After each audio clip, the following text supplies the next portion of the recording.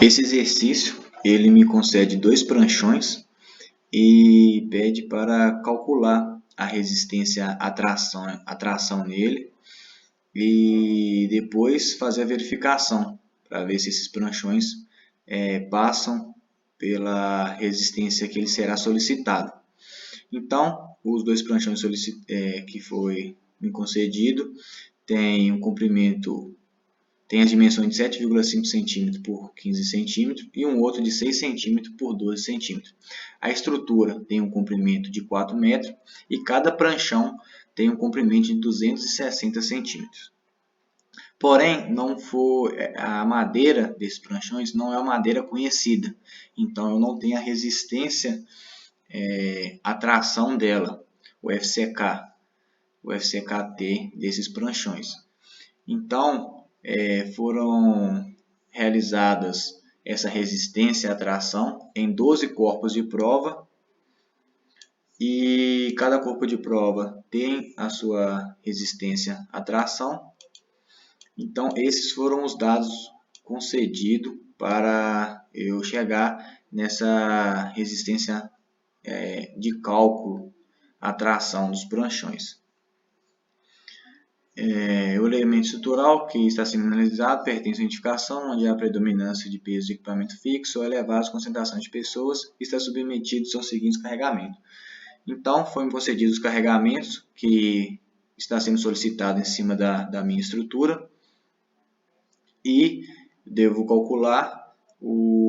ser calculado para o estado limite último de acordo com a NBR 7190.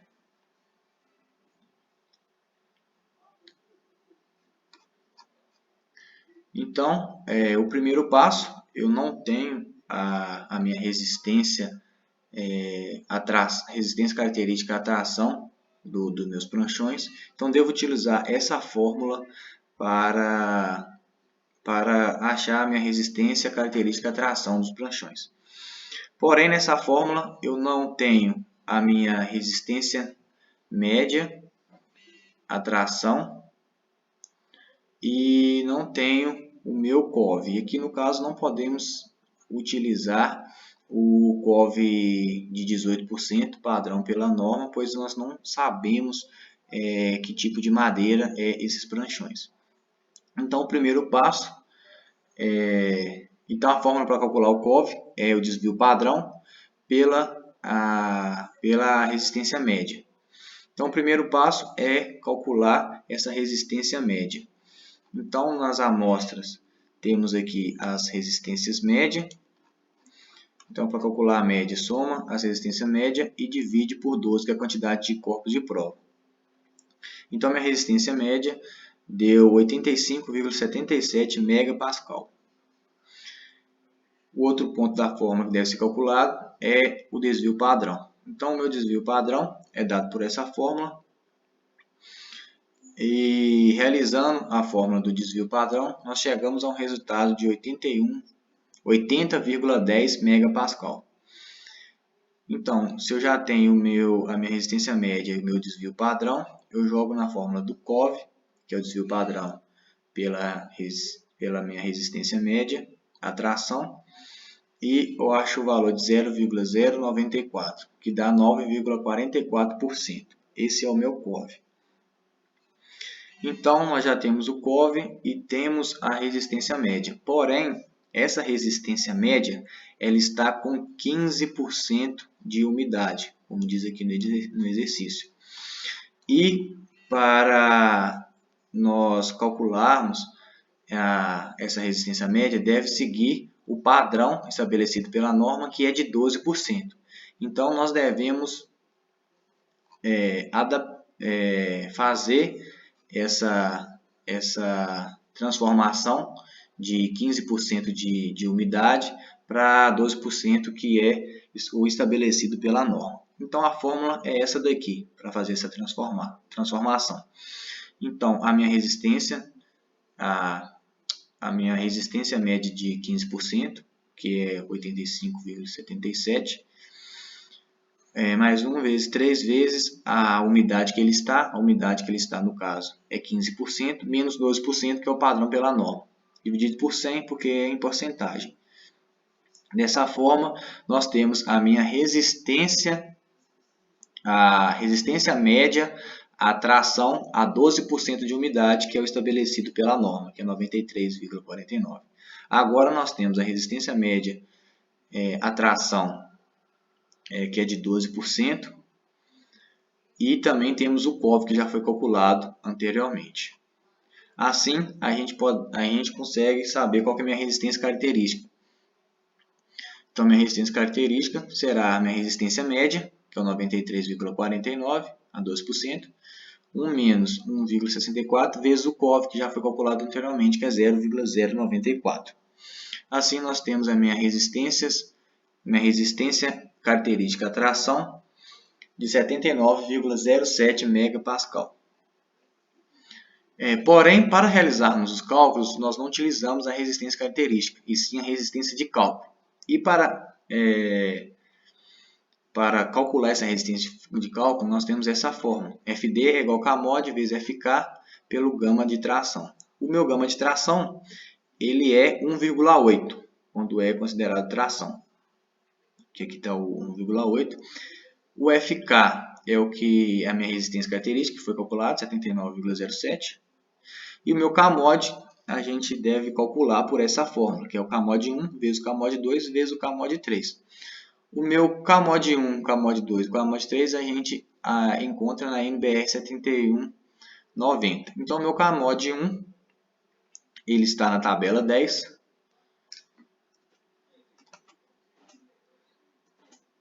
A tabela 10. Como no nosso exercício é de longa duração a estrutura, é utilizado 0,7. Então, 0,7. O meu Kmod 2 está na minha tabela 11. Como a madeira é de umidade de classe de umidade 2, utiliza 1,0. Então, Kmod 2, 1,0. E o Kmod 3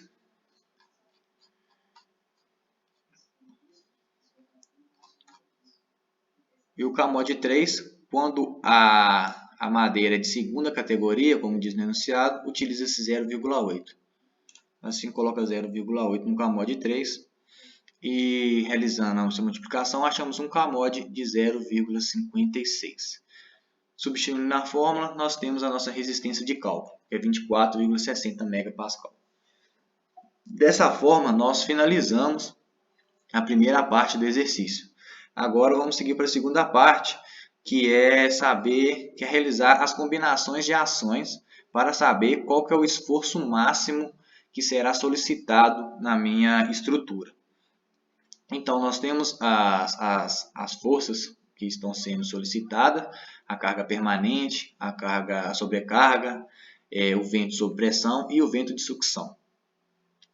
Então, nós primeiro iremos fazer a primeira combinação. Então, para a fórmula de combinação de ação é essa aqui embaixo. E nós iremos fazer primeiro nossa combinação, a combinação número 1, onde a sobrecarga é a minha ação variável principal. Então, esse primeiro, o gama da tabela, ele está na nossa NBR 7190, na tabela 4.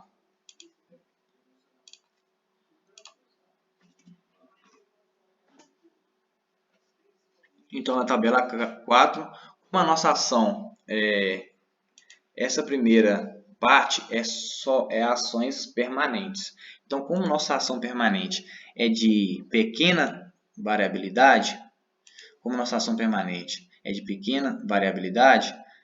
aqui na tabela 3 nós temos os valores. Como ações normais, combinações normais, nós temos desfavorável 1,3 e favorável 1,0. Quando as forças aqui forem dos mesmos sinais, então tanto a permanente como as variáveis forem dos mesmos sinais, no caso tração e tração positivas, ou compressão e compressão, nós utilizaremos o fator desfavorável. Então, como nessa combinação a ação permanente é de tração e ações variáveis também é de tração, são os mesmos sinais, positivo e positivo, nós iremos usar desfavorável. Como é de pequena variabilidade, nós utilizamos 1,3 para esse gama. Essa segunda parcela é a minha ação permanente. Minha ação permanente é 83. Mais a tabela C, mais o gama Q. O gama Q ele está representado na tabela 6.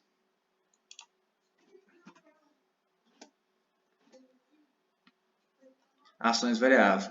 Nós sempre iremos usar ações variáveis de combinações normais. Então, ele sempre será 1,4. Ele será 1,4. Mais a minha ação variável principal. A minha ação variável principal, aqui no caso, é a minha carga acidental. Então, a minha carga acidental é 60. E essa daqui é a minha ação variável secundária. A minha ação variável secundária é o vento. Então, esse gama do vento, a gente olha na tabela 2 da NBR. Então, na tabela 2,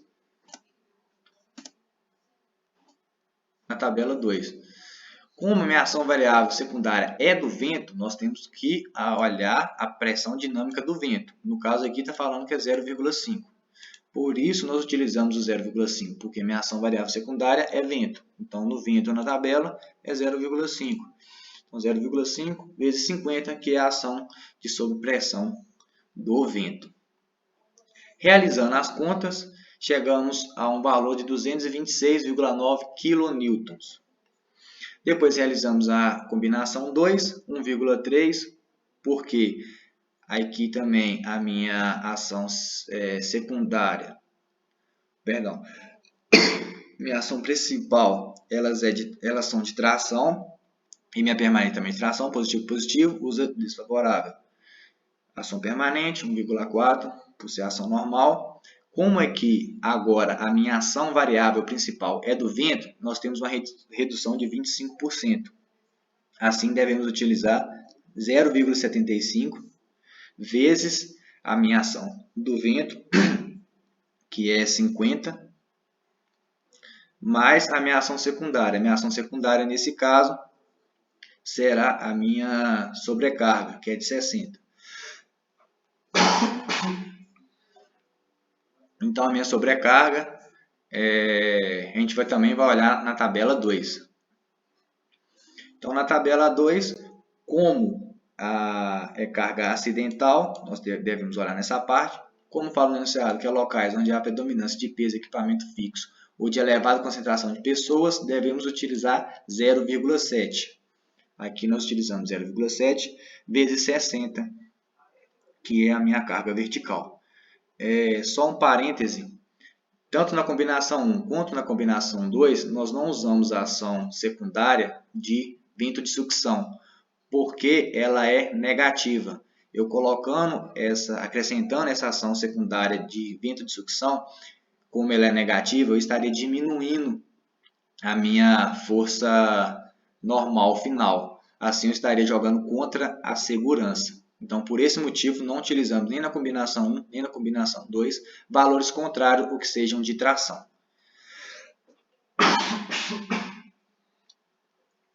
Combinação 3. Na minha combinação 3, eu vou utilizar o vento de sucção como ação variável.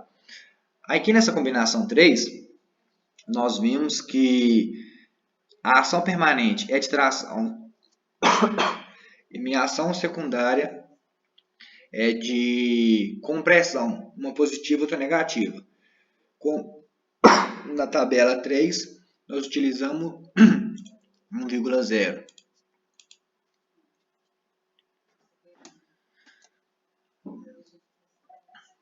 Ação favorável, 1,0 para pequena variabilidade. A carga permanente, 83.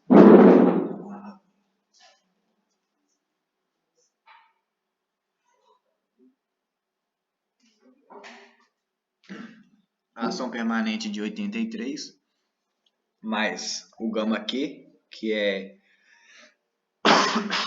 1,4, que é a ação normal, 0,75, a redução de 25% por ser a ação do vento, vezes o meu carga de sucção, que é menos 52. Não utilizamos o valor positivo das outras partes para também não jogar contra a segurança. Assim, nós temos a força normal de 28,4.